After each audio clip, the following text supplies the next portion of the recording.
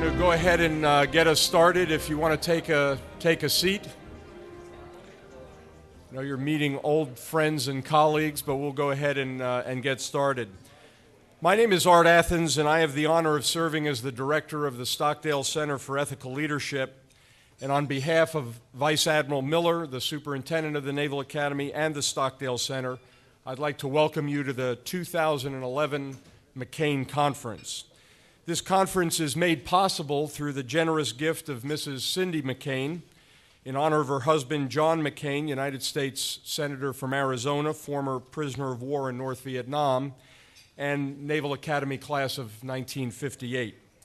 The Stockdale Center's mission is to empower leaders to make courageous, ethical decisions. And the McCain Conference is one of the Center's premier programs. The conference's annual theme coincides with the research work done by the Center's fellows who have been studying a subject throughout the year and aims to bring together the best intellects in the military and civilian communities to address challenges in military ethics and leadership. The intent is to use this conference to, number one, create policy recommendations for senior leaders.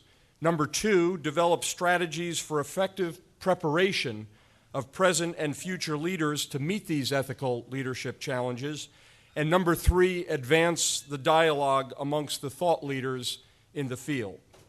We'll have 2 full days of discussion, debate, and reflection on the topic warfare ethics since 9/11, a topic that is important to our nation, our armed forces, and those who support those forces around the world. I hope you enjoy yourself here in Annapolis and that you meet and interact with both old and new colleagues, and that you leave with a fresh perspective on the topic and ideas to implement in your sphere of influence. If there's anything my staff or I can do to make your stay more comfortable, please let us know.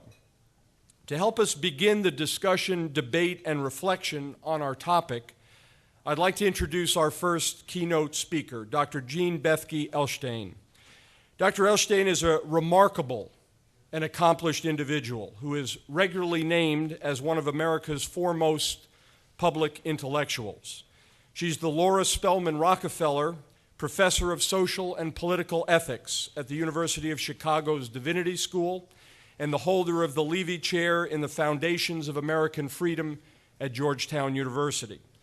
She's widely published, having authored influential books such as Public Man, Private Woman, Women in Social and Political Thought, Women and War, Just War Against Terror, and The Burden of American Power in a Violent World.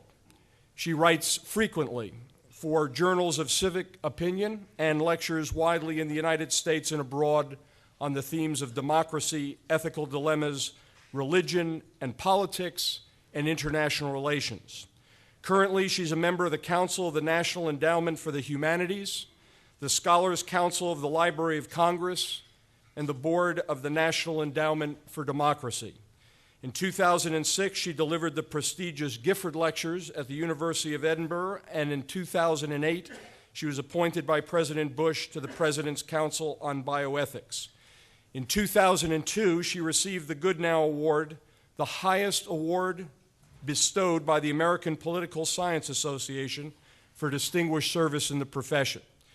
She is married and the mother of 5 children, including an adopted grandchild, and she has 4 grandchildren. But finally, I must mention that Dr. Elshtain was on Ed Barrett's dissertation committee about 10 years ago. Ed is currently the Stockdale Center's Director of Strategy and Research and the person who so ably orchestrated this conference. Dr. Elshtain, you did a great job of whipping him into shape, and he has turned out very well, and we're glad to have him as part of our family here at the Naval Academy. Ma'am, we're pleased and honored to have you. Please join me in welcoming Dr. Elshtain.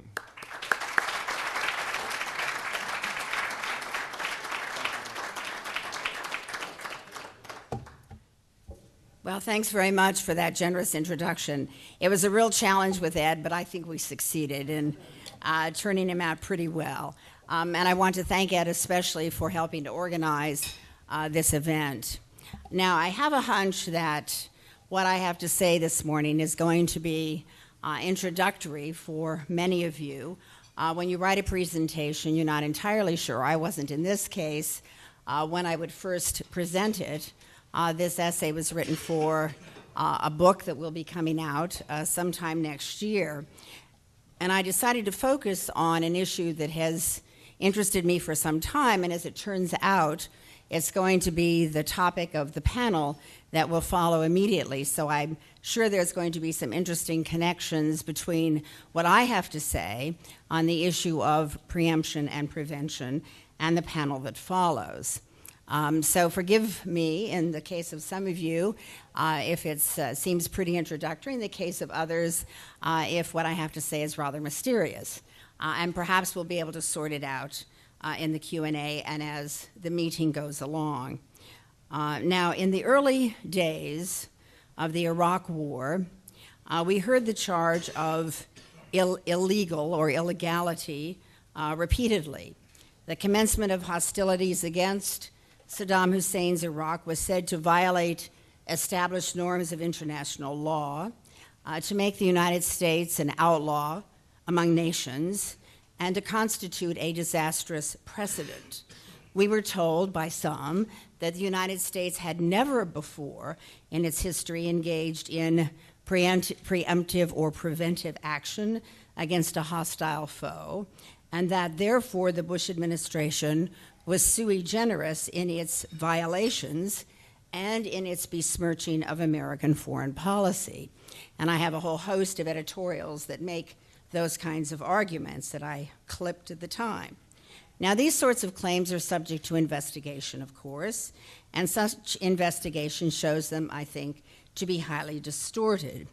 For we understand that the United States has indeed engaged external foes in the past without an official declaration of war in a manner that can reasonably be called preemptive, if not preventive. Now, this may not be a good thing, of course, but it does belie the charge of some notorious originality on the part of the previous administration. Now, how so? Let me try to unpack things here. Consider the basic norm encoded in the United Nations Charter is that no state abrogates its sovereignty when it becomes a member of that body. In the final analysis, each state remains the judge of its own interests and its own security needs. In other words, we've got a basic question here about where public authority in the international realm is located nowadays. Now, the phenomenon then that we see is that of an international community composed of sovereign entities who are not bound by that community in their security decisions, not really. Now, given that the United Nations has largely failed as an instrument for collective security, it is unsurprising that the United States, while seeking determinedly at certain points UN authorization, that was certainly true in the case of Iraq, if necessary, will go forward, or if it's deemed necessary by those making the decisions, will go forward, build a coalition, and act absent that authorization. Now, there's nothing illegal about this.